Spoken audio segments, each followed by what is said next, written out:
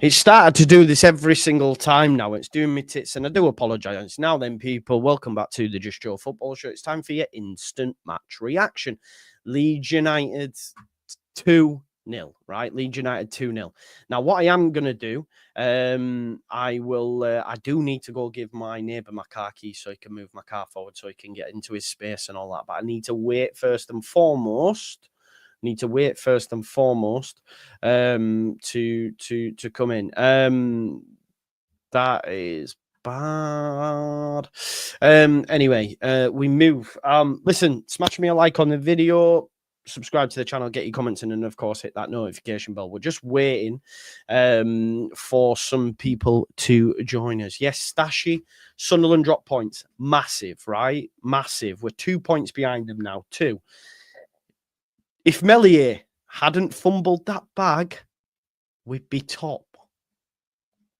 And that's the difference, according to some people, i.e. some of yous, between us being the best team in the league and they're not. Think about that. If Meslier doesn't drop a clanger, we'd be, according to you, the best team in the league. But now, we're just, we're only the second team based on that.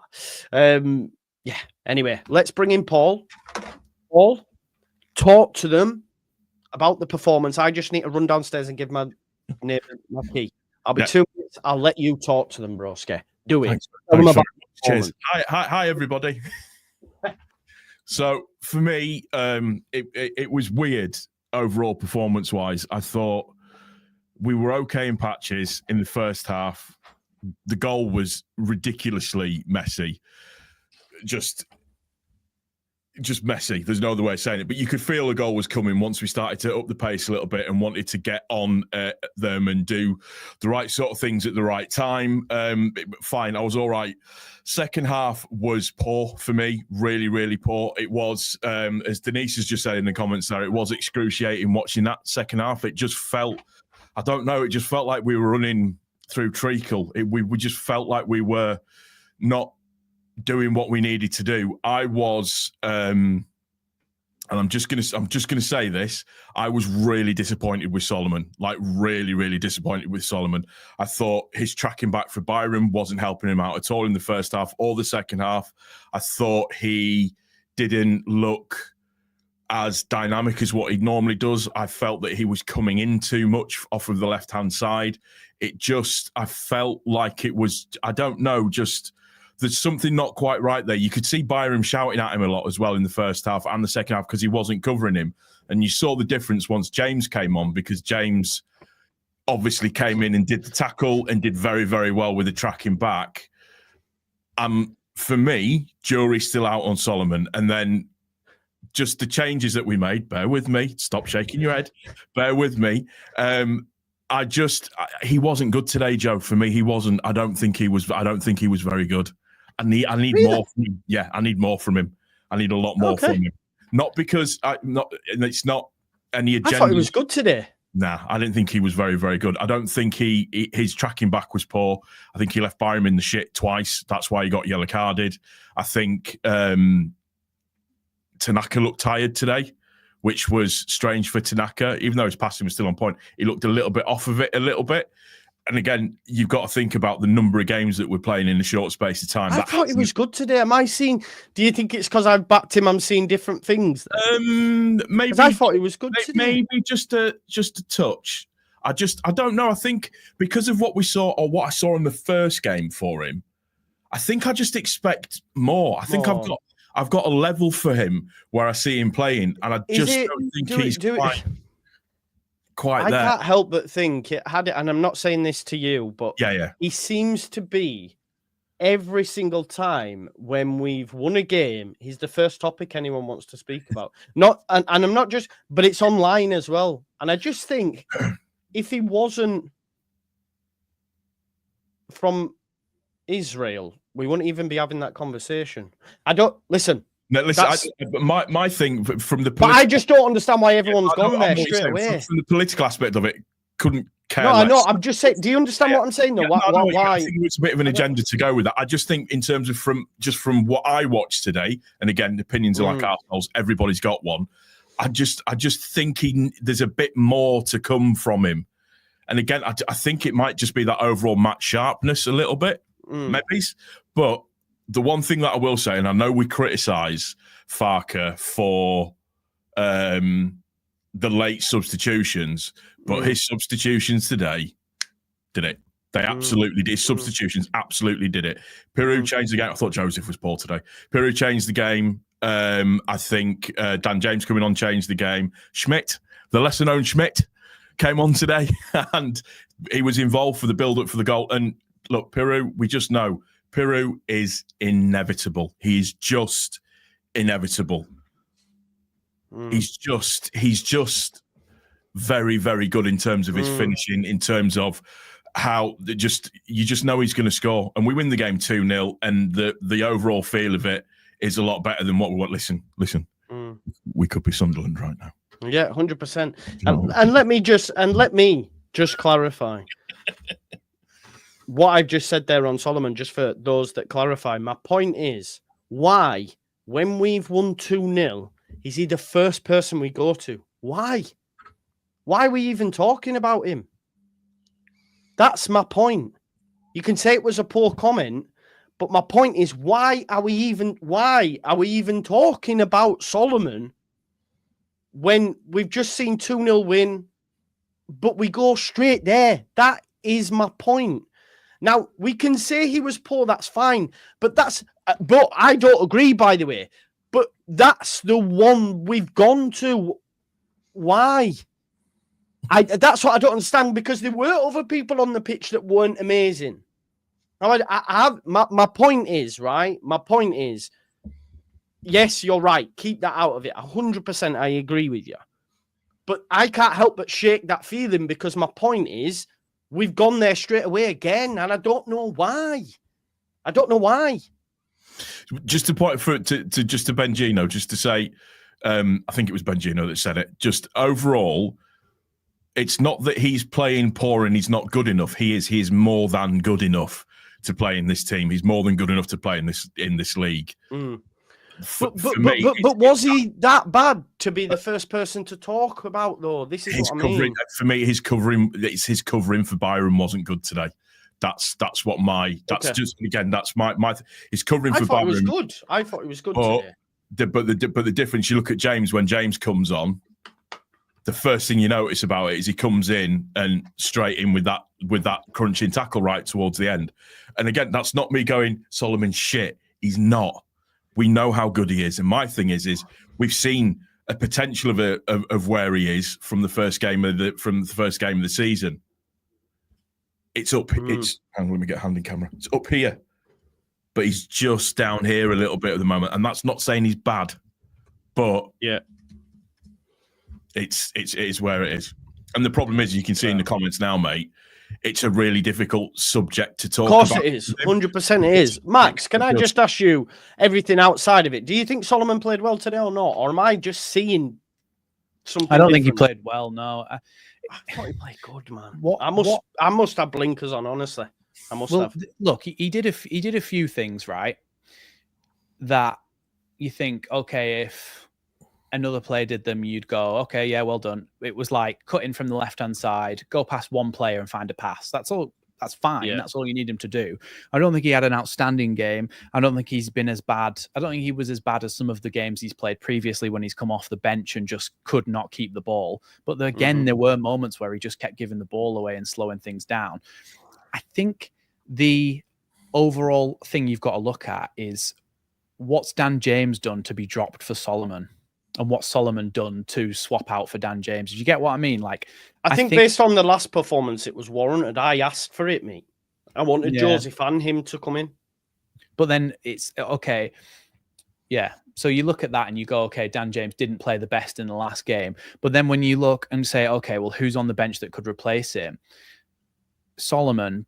But then when you look at Solomon's previous performances, it's like, well, he's not been very good. So do you get what I mean? It's like, because we've got injuries, we wouldn't even have this problem if we didn't have so many injuries, because Ramazani would be a definite starter for me, because I think he just gives us that spark. But I think it's because we haven't got those players at our disposal that we end up having to have these issues, which is just what happens with injuries. But it's frustrating to watch, isn't it? I was going to ask you actually about that though, because Damar makes the point about that, and I do agree with this, by the way. And I thought that about Joseph as well, because I did want to have a conversation about Joseph, because he has made the changes today. I was going to ask is, do you think them players have done enough to start? Because Piroe's come off the bench again and scored, but I would argue we'd have still looked poor with him leading the line today, as we did. Just Joseph runs about more and he's more active. It's a difficult one. Listen, at the end of the day, what are strikers judged on? Goal, yeah, exactly. They're judged on goals. And you give the ball to Piroe in front of goal, what does he do? He scores. He's absolutely inevitable. He's just inevitable. And he takes his chance and he gets it. He looked at it today when he came on. He was busy. He was buzzing around. Doing stuff. Do you remember when Haaland first came in at City? Sorry to interrupt. Do you remember when he first came in at City, and then people were saying he's not doing anything else. He doesn't help with the build-up play. He doesn't come in and do anything else. He just scores, and people are like, right, well, he is scoring all the goals still. And obviously it's a different comparison, but do you get what I mean? Just in terms of the way people talk about it. But I actually think that Piroe has improved his game to fit this system a lot. Yeah, I agree with that. Compared to last season. Last season, he looked like he was completely lost. I think this season, I've seen him play a lot of like first time passes, you know, when the ball comes into his feet and he just goes pop straight off and spins and goes, and you go, okay, yeah, there's a little bit more get up and go from you this time. I think I'm seeing a lot more from Joel Piroe where I'm going, I think you should be the one starting every week with Mateo Joseph coming off the bench. There was a massive amount of hype for Mateo Joseph coming into the start of this season. There was.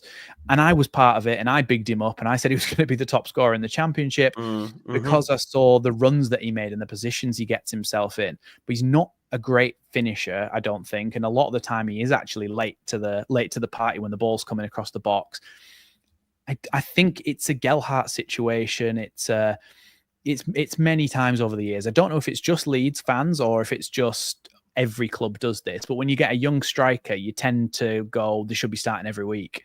But what's he actually shown us in the starting 11 that should say he should start over the top scorer in the championship over the last 4 years or whatever it's been for Joel Piroe? Like, for me, Mateo Joseph hasn't got the credentials to, like, it's fair enough bringing him on in the 70th minute for the last 20 minutes. That's like the age he is as well. I think Farke's made a rod for his own back by starting this season and going, Mateo Joseph, that's where I'm going to hang my hat or coat, whichever the saying is. That's where I'm going to set up my stall, is that Mateo Joseph's our starting striker. So now when he gets pulled out the team, everyone's going, oh, Joseph should be starting. But I think if he was still being bedded in slowly, no one would really have the issue. Do you get what I mean? I do, mate. I do. And I just want to say a few words because I can't help but shake the fact from my mind that I brought into this video politics, and I shouldn't have done it. And I'm really disappointed in myself. But, and I said to myself I wouldn't do it. But before I came live, I was sent a name that's online that really riled me. And I just, and it's from a faceless account, and it's just not cool at all to use, I guess, an atrocity and his name like put together, and it really, really like upset me and annoyed me. And I know people will think that I'm saying if you criticize him that's what's going on. It's not, but that name really, really triggered me. So yeah. I shouldn't have said it, and I'm disappointed in myself that I did because I want to make it about football, but it's not good. So that's what's really pissed me off. So again, I'm sorry that I brought that into it because I don't want that. Just to say, Joe, as well, and just to point out to everybody, when we are discussing Solomon, and I know for me, and I know for Joe, I know what Joe's like, and I'll stand here and talk on Joe's character.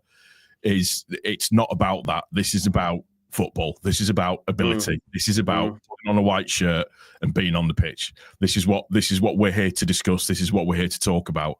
I've said it from the start. Solomon has got a ridiculously high ceiling. High ceiling. We've seen it in the first game. He's not back there yet. He isn't. He just isn't. And to say that he just isn't hasn't got anything to do with what his beliefs or what he feels or what he thinks or anything like that. We're talking about the man as a footballer. End of story. Stop with the bullshit stuff going on about this and that and there's agendas and stuff. We're talking about him as a footballer. End of story. That's it. That's all that was meant. Nothing else. Yeah. Okay. Right. Let's move on. Look, 3 points in the bag. I tell you who I don't think had a great game today. I don't think Tanaka was amazing in parts. He's an Ampadu in terms of how good his level is.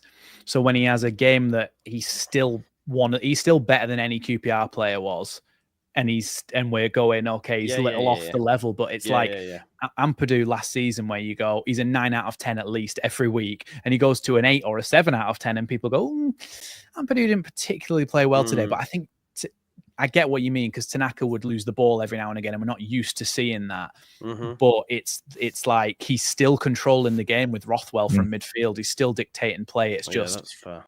It's like things that are slightly off, slightly sloppy, he's late to a tackle, or he passes it into touch, or do you get what I mean? Like, but I still think he's good. So we are talking about relative to his normal performances, aren't we, when we talk about that? Yeah, that is true. That is true. I can't lie to you. And JT, he's knackered. He's knackered. Byron was as well. Byron was as well at times, definitely. Byron at the end, you could just look at him and he just was like, I've had enough now. Yeah, exactly. The tribal chief is here. Talk to us, mate.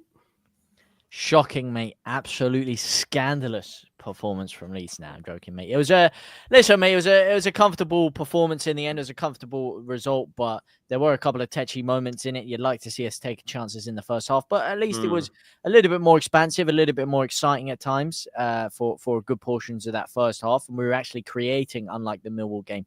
Now, I know people would like to say we miss a lot of chances. For me, my problem is not the missing the chances, it's the creating of the chances. I'd much rather us create a lot of chances, not put the game to bed, than actually have a game like Millwall where we're just struggling to create. We're forced out wide and the creative ability isn't there.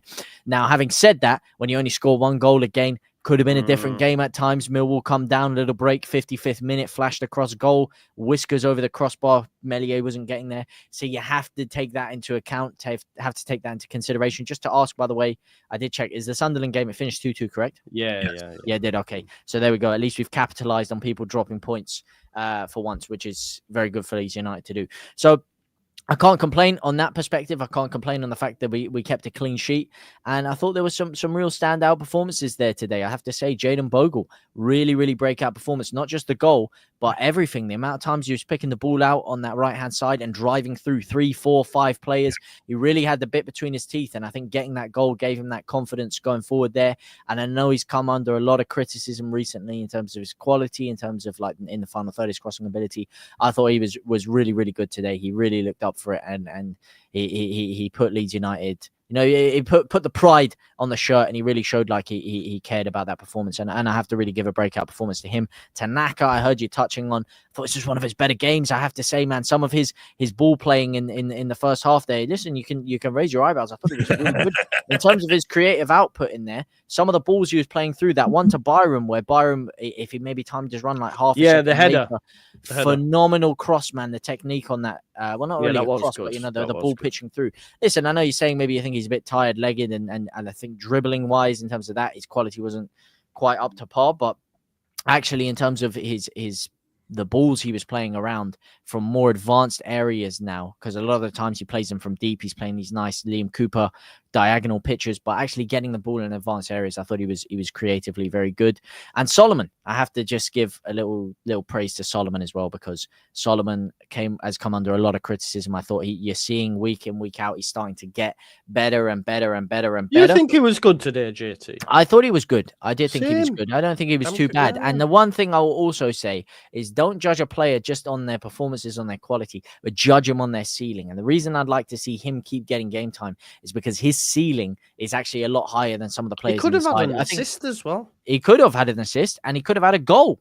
He could have had a goal. He could have had 2 goals, actually, because the goal that was offside, unfortunately, the run just timed a little bit off by Byram, who, again, I thought was actually really good today. But the second one as well, Nonto, what a fucking run, man. Quality run. Very similar to the one, the Bournemouth goal 4-3, where the pass was poor by Nonto. That's what I'm saying, though. The run, such a great run. And then just a heavy pass at the end. If he just lightly taps that to Solomon dinks the keeper. That's 2-0. Different game, a lot more comfortable for Leeds for the rest of the game. But I think Solomon has come under too much criticism, so I did just want to say that for him. And finally, before I do ramble on too much, Joseph, I have to say, I don't know if we're going to touch on him. Yes, not a great goal-scoring performance, but I thought him playing in there instead of Piroe helped Leeds a lot, especially in the first time, just because we were creating more chances with him there. The pressing ability from the front didn't really allow QPR to set themselves as much defensively, and also the runs in behind, the movement, whatever, it alleviates so much pressure off a lot of the players behind him and creates space. So, listen, I thought there was a lot of positives to take out the first half. Again, not creating enough, and in the second half, not creating enough, and just pulling the handbrake on, almost kind of throwing the keys out of the engine, and really allowing QPR to play their stuff, which again is a little bit alarming for me, because that's a really poor QPR side. I had a lot of friends QPR fans that are saying, listen, mate, this is some of our weakest football we've been playing. We're there for the taking today. And the fact we only made it 2-0 at the end is a little bit something, but listen, I would have liked us to see put us a few more goals ahead, but capitalized on Sunderland dropping points, so I can't come here and be mad, because that would be. I thought the second half was proper turgid at times. It was really was, yeah, really was. And I was thinking, I kept saying on the watch along, if we don't get a second, they're going to score. But we always do that, don't we? When we're a team of 2 halves. When do you see us have a great first half and a great second half?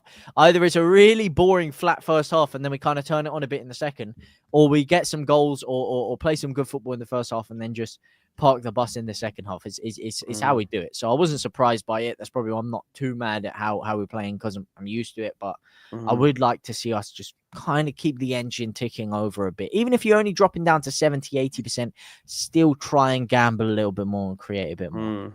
That's fair. Alex, you've joined us, mate. Talk to me, mate. How did you see it, mate? I don't know. I'm coming at this a little bit more, I guess, negative than maybe some other folks. And I've been actually mainly offline most of the week, so I haven't seen. Obviously, we dropped points down in London at the Den. Saw all that game, but I think if we go up this season, it's going to be because of Pascal and Joe Rodon's partnership. And you can say there's moments of where they might make you nervous, but I really think that the defense is going to lead us to a championship, and the clean sheets and the maybe the holding 2 in front of them. There's something about the front 4 and really the 3 behind the striker that I just am not. I mean, it's weakened prior to the previous year, obviously. But I just am unconvinced by the play, and I don't know if partnerships have not developed up there. And the other thing that is striking to me, I think that the actual out-and-out fullbacks that we have, when Firpo's not banned and healthy, and when Bogle, you're seeing what he's doing. Like, they're going to take us up. Like I'm really happy about maybe the back 4. And I'm struggling kind of with the front 4, their ability to unlock a team at times with the final ball and getting in that goal to bury this game. So obviously Piroe did it, but it was a struggle watching that second half. I agree with you, Joe. It was pretty turgid at times. Do we think he got the lineup right, Paul, initially, or not? Yeah, I think the lineup was absolutely fine. I don't think there was anything wrong with it.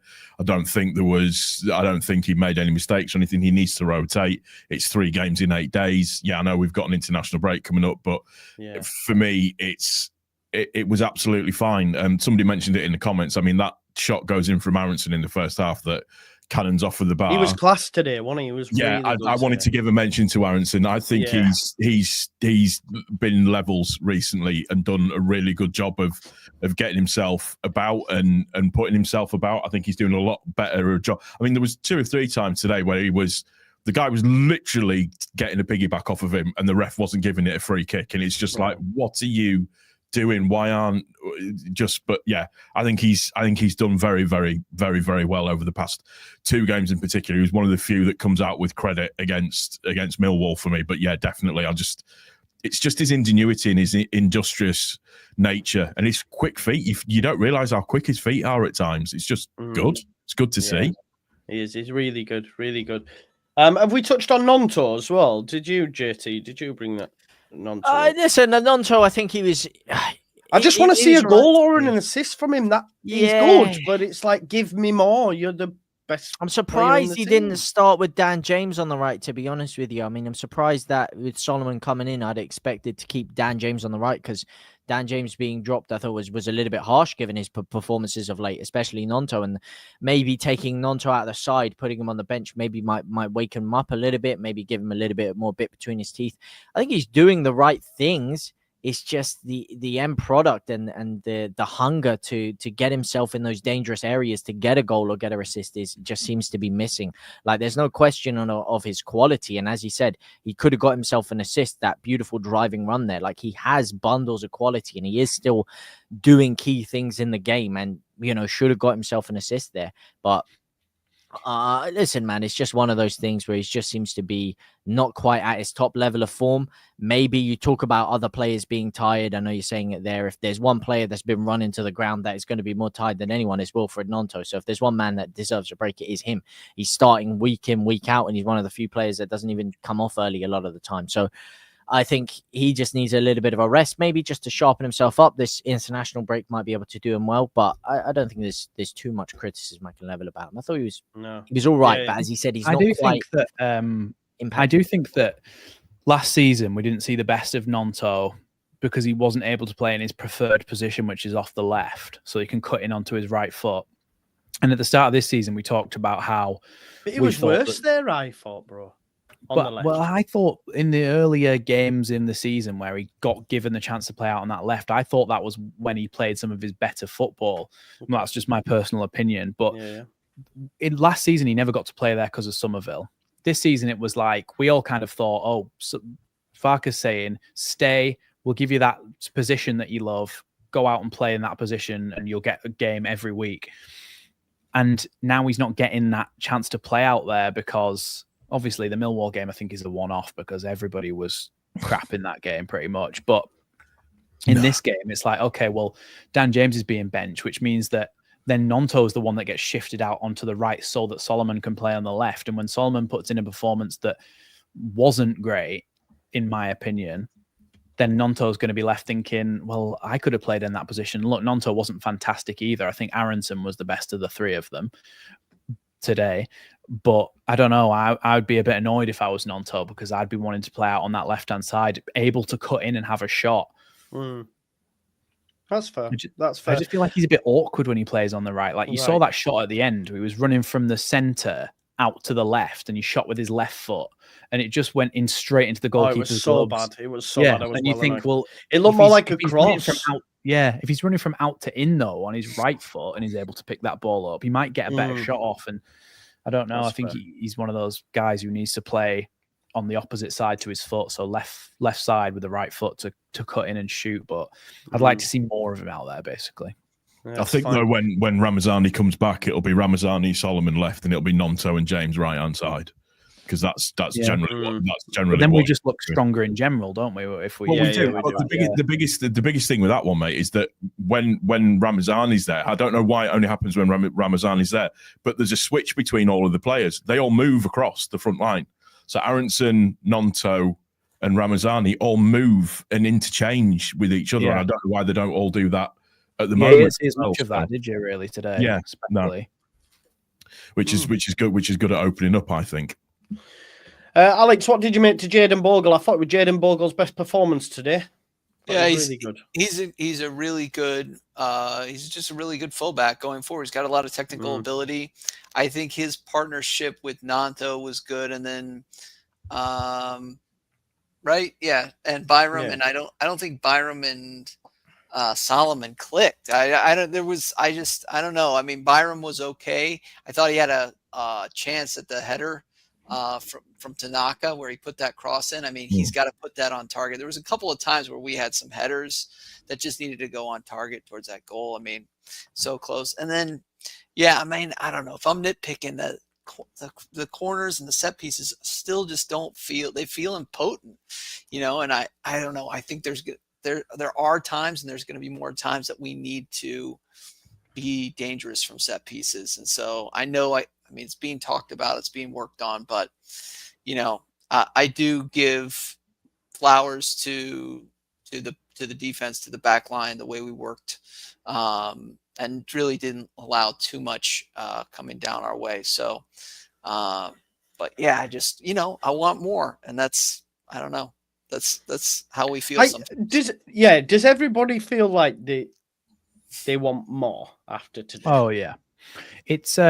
It's weird, isn't it? Because you win 2-0. I was saying this on my match reaction that basically every other supporter in the Championship will just look at the results and go, oh, Leeds won 2-0. Yeah. QPR at home, easy for them, good result, whatever, move on. But because we've watched the game, we're like, yeah, but it's boring now. Leeds are now boring to watch. And I think it's a combination of a few things. I think one of the things is that last season was still exciting with Farke's football because you had Jorginho who could just nutmeg someone and go past them, and then you see his cheeky grin, and it just, I don't know, there's something a little bit more of a connection to it.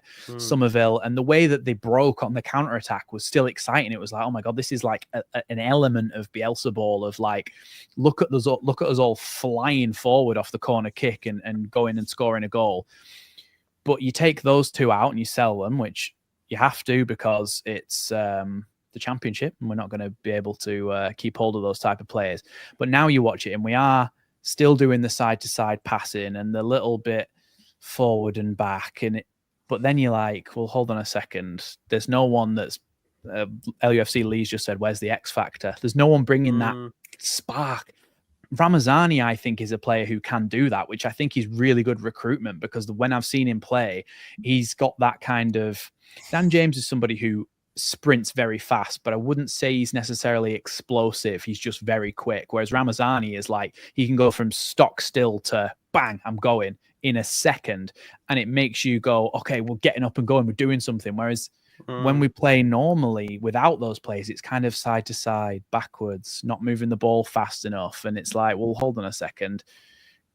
We need a number 10 still, which I thought Aronson was really good today. Yeah, but he's not got that final pass in his locker, I think, is the thing that he's missing. The ability to slide someone in through a gap and put them in behind one-on-one. How many one-on-ones do we actually have with the goalkeeper? Just doesn't really happen, does it? No. You see other teams flying through one-on-one with the goalkeeper. Someone slips a pass in behind or a ball over the top. And we've got quick players. We don't ever seem to be able to get a one-on-one with the goalkeeper actually playing people in behind. And I think that's down to nobody having the passing ability to do that, which, yeah, I know it's a bit turgid, like you said. I can't help but feel it just was a bit meh again, and we won 2-0. I think had we have not got that second, I'd have felt even worse. Do you know what I mean? Yeah, but Joe, like you're about to concede.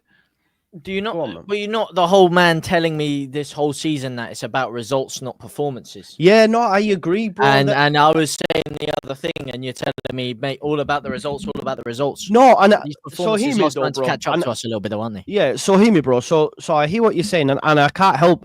I don't know if it's because I'm knackered, right? I don't know if it's because I'm knackered, because I am absolutely knackered.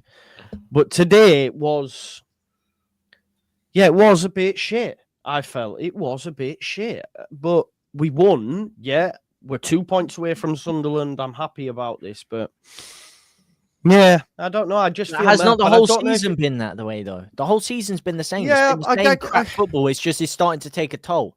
It's starting to take a toll on people because you're seeing it week in, week out. But realistically, this has been the same thing that's happened all the games. Back to Middlesbrough, back to Burnley. It's been the same kind of stuff. It's always been one thing I will say is unimaginative for a lot of the time. One thing that I will say, and I've said it a couple of times now. Yeah, you get a bit frustrated with the performance because you know that there's more in there, and it's a little bit. But we are a second half of the season team. We've always been. Farkas teams have always been a second half of the season team. My thing is now is. Yeah, we need to get the points on the board. I don't care how they come. Yes, I might sit and whinge about it and might sit and go, well, no, I'm not happy about this or happy about that. But in the cold, hard light of day, I'm not going to be pissed off for the next 2 days because we've just lost the game or because we've not got the points that I think that we're going to get. We've got the points. We're stacking up the points now towards, hopefully, a better Christmas period for us and then a much better January period as well, because that's when we really, as a team, start to kick into gear. Don't forget, we still have Ampadu to come back. We still have Gruev to come back. We still have Ramazani to come back. And I saw your little wince when I said Gruev there, Joe, because we're all thinking the same thing. Does he get back into the team? But we've got players to come back. The depth in this squad is silly. That's the other positive to look at. Look at who we bought on today. But I said, Gilavegi came on. I thought he looked brilliant when he came on. I love something. He's almost got that Rutter likability about him, hasn't he? You know, that kind of gangly. Yeah, just gangly. Just does really, really well. And then the lesser known Schmidt came on, was involved for the build up to the Piroe goal. Looked good. Dan James looked good when he came on. No shot on target again for the opposition as well. Yeah, which we can't. We've conceded 9 goals all season so far. Yeah. Well, I am going to reel through some things now that's online. So, Leeds have secured 5 consecutive wins at Ellen Road for the first time since April. So this is important. 5 wins on the spin at home. Again, like I say, QPR 0 shots faced. Even if we go all the way back to Sheffield United, during that time, which is 6 games, we have faced 6 shots on target. 3 against Millwall and 3 against Watford. Not on target, sorry, shots faced. So that's not even... So 6 shots in 6 games. That's insane. So we can't, and I am complaining a little bit today, and I think a lot of it is due because I'm really tired, but it was a bit like pulling teeth at times, but hey-ho. The thing is, Leeds go on, mate. Go on. Sorry, Joe, just before you carry on. It's like... It's annoying because if we could actually finish, how many times have we said this? If we could finish our chances, because we created. Someone said in the chat a minute ago, 21 chances and 21 shots and 4 big chances or something. Yeah. We should have been like 2 or 3-0 up going into halfway through the second half, and you go, all right, well, we can just relax now. It just becomes a different game, doesn't it? But how long are we going to go by saying we just can't finish our chances? Mm. But you bring on Joel Piroe, who's a goal scorer, and he scores straight away. And it's like, well, he's the goal scorer. Just start him. But do we create as much when he starts? That's my question. Yeah, that's what I was saying before you joined, JT. I think he's improved massively from last season in terms of his actual contribution to the team. Because last season, I think he was very much. But he was poor at Millwall, though, weren't he? Yeah, but then everybody else for a couple of weeks, is he not though? This is the thing though. This is the thing with Joel Piroe. It's a cycle of what happens here. We have striker. Well, we play Joseph. Joseph misses a bunch of chances, whatever. He doesn't score. You start bringing Piroe off the bench. The guy starts getting goals off the bench, and we're saying, listen, this guy's great off the bench. Joseph hits off the boil a little bit. He brings Piroe in to change the game. He starts that game. He scores. There's a couple of games where he plays all right, and then after about 3 games after that, you start to see, hang on a second, we're not really creating. He's kind of getting lost in the shuffle a little bit here, and then he changes back to Joseph. Then he brings Piroe off the bench, and Piroe starts scoring. It's a cycle. Can I ask you, JT? Then, sorry, Joe. The solution is to just sack them both and pay Bamford every week. Well, that's what I'm saying. This is it. Finally, you used to have Max on here all the time. Finally, someone to. Can I ask you though, JT, just to come back to you, bro? So, considering what you've seen today and everything, though, so far, we play Swansea. Let's say we've got the same heads available. What do you do lineup wise? Do you bring James back in and Piroe? No. What do you do? No, I don't even bring. If I bring James in, it'd be for Nonto. I definitely wouldn't be dropping Solomon. That's for sure. I'll be keeping Solomon in. Dan James maybe for Nonto to give him a break, but probably that won't happen. And I would, if my choice, I would start Bamford, but he's not going to, so I'd keep Joseph because I'd still, as I said, I'd rather us have a player who's going to miss chances, but is still going to have that time to develop rather than someone that when you give him 3 or 4 games consistently is eventually going to start getting lost in the shuffle and isn't going to allow us to create the same way that we want to play. I said to you, it's more about performances than results at the beginning of the season. That doesn't just mean on the pitch and overall, it means performances in terms of the goal scoring. It's not just about scoring the goals. It's about how we're playing, how many chances we're creating. That's a lot more important to me. And Joseph allows us to play in a way which is slightly more exciting, allows us to create a few more chances. And then you always have the option of Piroe off the bench with 20 minutes to go when players are more tired, when there's more space and there's more opportunities for him to capitalize. He is the best bench player you can bring on in this league. I'd love to keep him off the bench, and I would start Bamford, but he's not going to. So I would keep Joseph in there. And Dan James I'd put over Nonto, but that's about it. Mm-hmm. Any thoughts? He'll start Piroe next game, I think. I think he'll start Piroe next game. I understand what JT's saying. Sorry, go ahead, Alex. I understand what JT's saying, but I still think he'll start Piroe next game. I think he'll start Piroe. I just think the number 9 to me is less of a concern than the 3 behind the striker right now. I don't know. Maybe I'm going to be too hard, but I like Brendan Aronson. He's going to give you goals and assists. He's good, but I think you're seeing the drop off right from what Jorginho Ruter was, and maybe we're thinking about prime Jorginho when he was like second half of the season and he was just so strong on the ball, but the tactics against Leeds United are not going to change. It's going to be score first and then S-House go, the rest of the game. Like, Joe, I was listening to your watch along against Millwall, and Millwall scored and you go, that's it. And it can't be like that. Like, how do we collectively know as a fan base that it's over after a goal? Just like the Southampton games. Like, we were kind of going, it's not going to come because they're just set up really well defensively. So we need a bit of magic, X factor, whatever you want to say. Pablo Hernandez, Jorginho Ruter, somebody that can unlock it. Yeah. And I love Brendan, and I think he can do that maybe a time or two, but consistently, I don't know. I have questions. We shouldn't be able to be as pessimistic as we are as a fan base and be right that much of the time. That's the issue. We're all like, oh, we're never going to score again, and then we just don't. But look, I think it's one of them, isn't it? If you get a number 10 and they come in and do something, then that's great. But like last season, I think by this point, Jorginho Ruter wasn't. I think people was it this point or was it earlier when people were going, "What does he do? What's he for?" It was and a then bit he came earlier. in. And then he came into his own later in the season. We could well see somebody just go on a great run of form. We don't know, do we? Is the honest truth of it? But you could see Brendan Aronson just kick into gear and start scoring every week and start assisting every week, like or Nonto or anyone. Like, you don't know in the Championship, do you? Some players just go on an absolute run. Look at Borja Sainz for Norwich. He was a good player last season. When we played against them, I thought, oh yeah, he's a bit of a one to watch out for. He's decent cutting in off the left. But this season, it's like, what? He scored like double the goals everybody else has in the division. What's going on? But sometimes players just go on those sorts of runs, and it more happens in the Championship than the Premier League, because obviously it's a different standard. But you do just see players who you thought were decent last season just go and just absolutely bag goals and get assists. So hopefully that happens with one or two of our players at a time.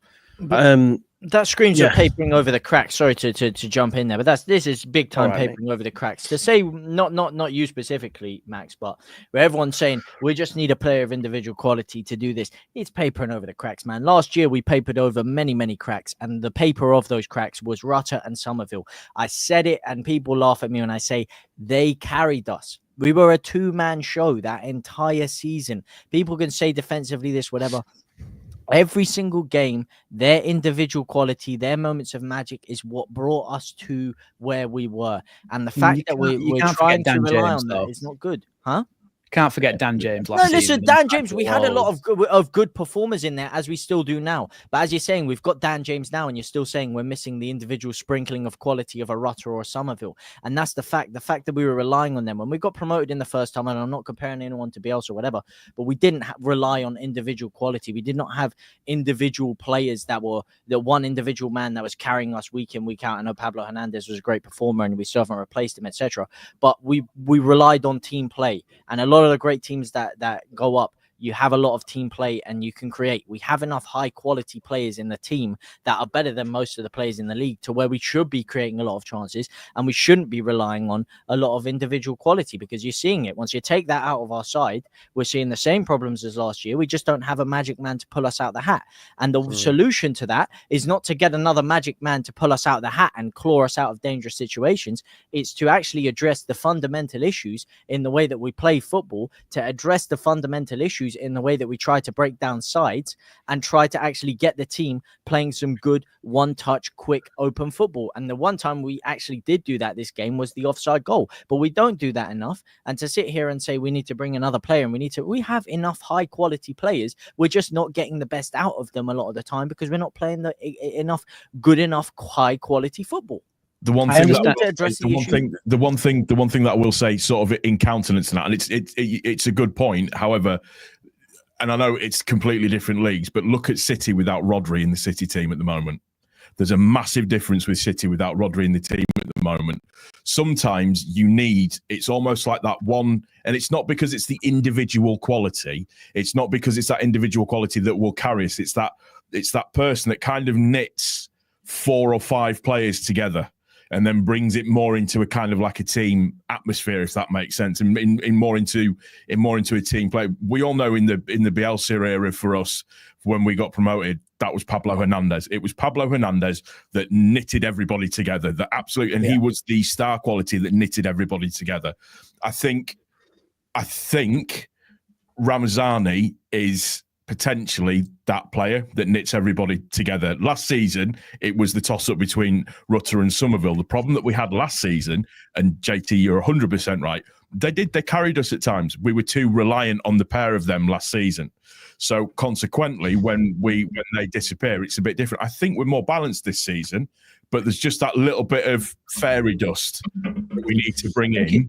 I honestly think it's a total combination of the two things that you've said, because we do need to play better as an attacking unit when we're trying to break teams down. Things need to be snappier. Things need to be faster. Yeah.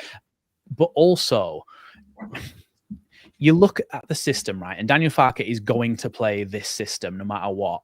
So whilst we've got him as the manager and he's going to play this system, he likes to have a number 10. We don't, I think, have a number 10 Aronson, really good player, Solomon, good player, Ramazani, good player, Nonto, good player. I think they're all very good wingers.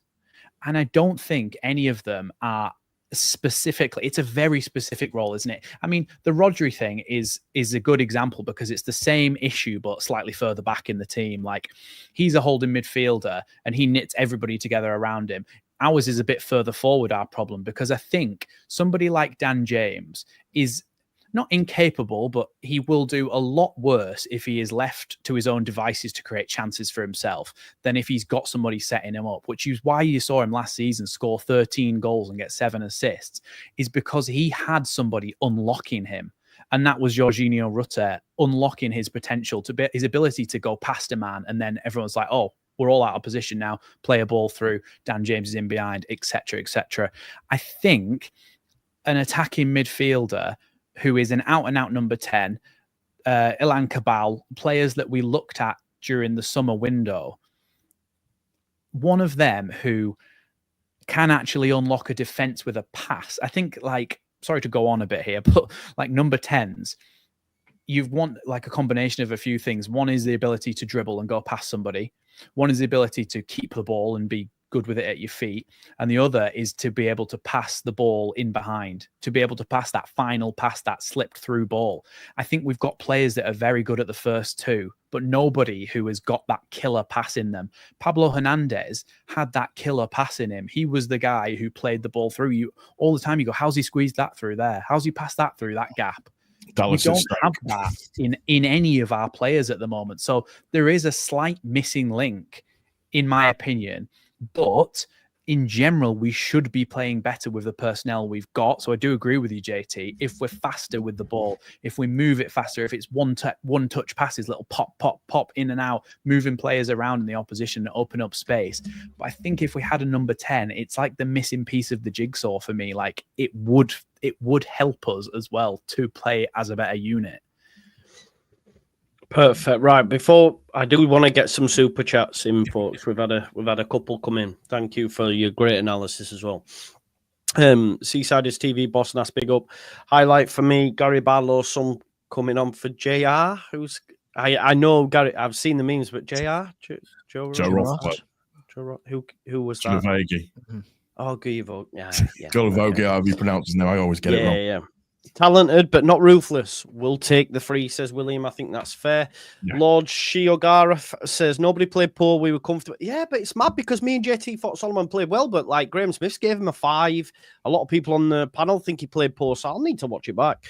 We were comfortable, just a bit too lethargic in the second half. Solomon was fine, by the way, but what do I know? Big up to Neil Rhodes. Answer me this, Alex. Still think we need 9 and a 10 in January. Do you agree with that? Yeah, I think we need a 9. I'm sorry, I don't think we need a 9. I think a 10 would be ideal. And yeah, if they can step in and do the job, absolutely. Yeah, I mean, I'm just not sold by Aronson. You know, the problem with the January window is obviously, you know, how long do they get acclimated to the club and understand Farka's system and be trusted by him? That's the problem. I mean, like I said, I think we go up this season, and I think we go up this season because of the back line, because of the holding to, because of that play. We're not allowing shots on goal. That's why we're going to go up. But I think goals are going to be struggle. Yeah, I'm just seeing here as well. Motion says 49ers need to buy a freaking number 10 in January. Yes, I said it.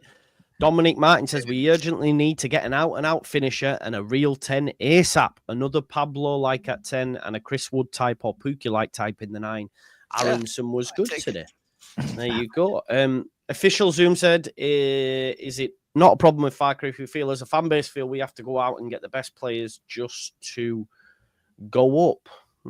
Maybe, yeah. I mean, well, exactly, you know, that's what I mean. We've already got the best players in the league. If you look at our squad, man for man, bar for bar, we are the best team in the league. It's ridiculous. Well, best squad, not the best team, best squad. We are the best team, but let's not go there. We'll leave that alone. Semantics, come on, people. Yeah, I've done that to death. We are the best team. Well, we're the second best team now in the league until tomorrow, at which point then we'll be the third best team. It's mad. Anyway, Tanaka as number 10 when Ampadu is back, maybe. Who supports Sean's take? Yeah. That's what I can see happening. Okay, so what? You would have Ampadu, Rothwell, then Tanaka? Sorry, I've got my mind mixed up. I thought we meant in terms of in the midfield. Sorry, that's me being an absolute tit there. Apologies. It would be, for me, it would be Ampadu and Tanaka in the midfield. Sorry, not Tanaka in the number 10. I would have it. Sorry. Like him in the number 9, I see.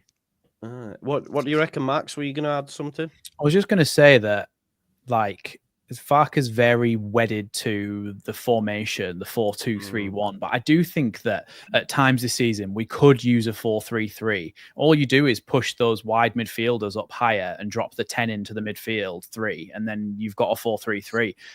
And I think in games where you're playing against, let's say, a Sheffield United or a Burnley or a Sunderland teams at the top of the table, I think sometimes you need a bit more in your midfield. And so therefore you could play Gruev, Ampadu and Tanaka, or Gruev, Rothwell and Tanaka, Ampadu, a combination of 3 midfielders in there. And then Farka would maybe go, oh, okay, well, we can't use my flying fullbacks then. But you have your wingers tuck in and you have your fullbacks go beyond them. And then you've still got a rest defense in the midfield. So I think Farka is obviously not going to change now because he's an accomplished manager. He's well into his career. But I would like to see him be a little bit more fluid with formation because you can still play the same system just with a slightly different formation. And I think sometimes that might help us a little bit more to have control in the midfield in those games. So then Tanaka wouldn't necessarily be a number 10, but he would be a number 8 in front of 2 holders that can go up and forward and back or whatever, or even have Rothwell and Tanaka in front of Ampadu and have them both go forward, and Ampadu just can drop in between Rodon and Strauch and make a back 3. And there's many options, but we do seem to be like, if we tried something a little bit different like that against QPR today, just moving things around slightly. Obviously, we've got the injuries, but it might present us with a little bit more space in certain situations, but we don't know because we never try it. We never try to, like, his substitutions are very much man for man, whereas you see some other managers will make subs that changes the whole structure of the team. And they go, okay, I'm going to try something completely different because it's not working. Whereas Farke seems very much like Solomon off, Dan James on. Yeah, he does. Doesn't he? Joseph off, Piroe on. Just swapping the same player, different players for the same role. Whereas you see a lot of good managers go, hold on a sec. All right, we're going to now go to a back 3, bring Bogle off, shift Byram into a back 3. And then, do you get what I mean? Like, people will make different decisions based on the game state, but Farke seems to be very much, I'll take you off and put you on. Same. He did 3-4-3 in pre-season, didn't he? A couple of times. Yeah. And that seemed to work. That's the only time we've seen it, isn't it? Yeah. I know. I don't understand why these, like, he tried it in pre-season. It looked good. It looked like it worked. Then he's like, nah, never doing that. But just to point out, it's weird, isn't it? Because we're all sat here, Joe, and we're all kind of going, well, we've just won 2-0. We're now for at least for the next 24 hours, we're sat second. We've got the best goal difference in the league. But we're all kind of a bit, It's really weird. It's really weird. It is. It is, because it's boring to watch the football. I think if it was like, I don't know, if there was a little bit more excitement to it, even we'd be more happy about it. I don't know. Do you get what I mean? Like, it's just that second half is just like, as long as we get promoted, that's all that matters. Isn't it? That's the main thing. That's the main thing, and that's. And that's that. If you're getting promoted, the performances, it doesn't matter if it's turgid the whole way to the Premier. The test is going to be when we get promoted, and then what happens in the summer for that period. That's what the big test is going to be. First thing you do, give Gilavogi a 10-year contract. But I liked Gilavogi today. Do you know, like, when I thought it was great. Midfield 3. If he started in that midfield 3 and he was sat back with Ampadu, with Tanaka and Rothwell in front of him with the license to go, I think it would be really good. The way he strides around and just takes the ball off people is, he's trying to get forward in the box as well at the end. I was like, come on, lad. Just making runs past the defenders, thinking, what are you doing up there? Agreed. Right, folks, we're going to end it there. We've done an hour and I'm absolutely knackered, by the way. Funny, man. I love your show, man. You're so funny. Why, bro? I'm knackered, man. Past 10 minutes is... Yeah, no, well, I went to see... Struggling. Yeah, I went to see my ma, and then I got up early and I had to drive all the way back up here. So I've just been, I'm knackered and I'm going to go straight to bed after this. So listen, I want to thank you all for coming on as well. Sorry, Paul Leeds Therapy, Max Leeds Lately, JT Live, and Alex from American in Leeds. Make sure you check out all these amazing channels. Thank you for your support today. Be back tomorrow, actually. I'm going to do the EFL watch-alongs because Sheffield Derby, Burnley play, and all this sort of stuff. So up the Wednesday for tomorrow. And then and then the final word will be after that as well. And then that'll be it for 2 weeks, won't it? I'll still do something, but obviously I'm going to take a couple of days and go see my ma and whatnot. So but listen, enjoy the rest of your day. Smash a like on the video and check out all these channels for their reactions, and we'll see you in a bit. Bye. Individual.